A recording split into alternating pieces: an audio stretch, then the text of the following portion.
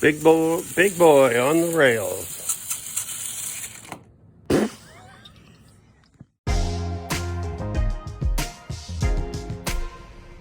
Hello friends, welcome to Old, Frail, and Decrepit. Today I want to talk about a certain type of Marx locomotive that I thought I would never find. I watched a lot of videos with people running their Commodore Vanderbilts. And I thought, man, wouldn't that be nice to have one of those? Then, a couple of years ago, lo and behold, found one. Me and my grandson found one for about, I think with everything we got with it, which was a tender and a caboose, was about $25. But that isn't where it ends. As you can see, eBay and train shows and antique stores, we've run across quite a few other ones. So what we want to do now is I'm going to put together some videos running each of these. Now as you notice, there's one odd duck in the bunch. Over there on the right is an L brand, but the beauty of that one is,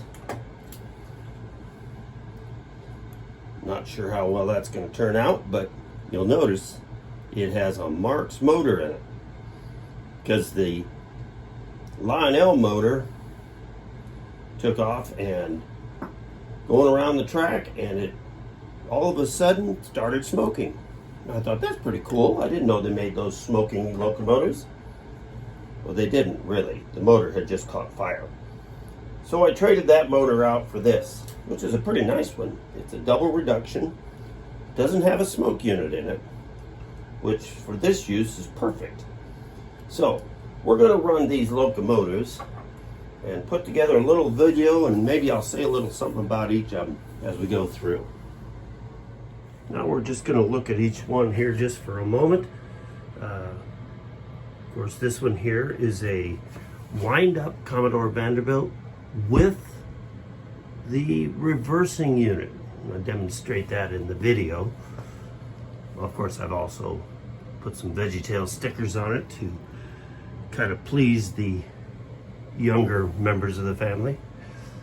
And then I've got this one here, which is a swing peg, which if you're not familiar with that, it was the first version of the Commodore Vanderbilt that Marx brought out. And another thing about this particular one, it has a manual reversing unit, which I will also demonstrate in the video. But just a flip of the switch and it changes directions. This one here, well, these next two here, they both started out as wind-ups. And I'll try and find me a photo of the red and gray one. I just redid that this fall and put an electric motor in it, and of course a cream soda lid for a filter on the smokestack. Of course, I'm not above using a Coca-Cola lid for a filter also.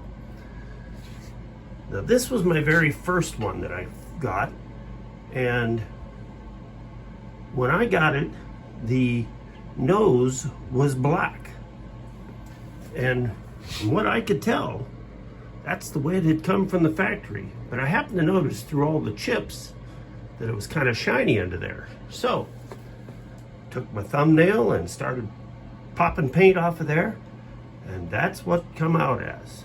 Now, I haven't done anything else with the body, kind of like the way it is.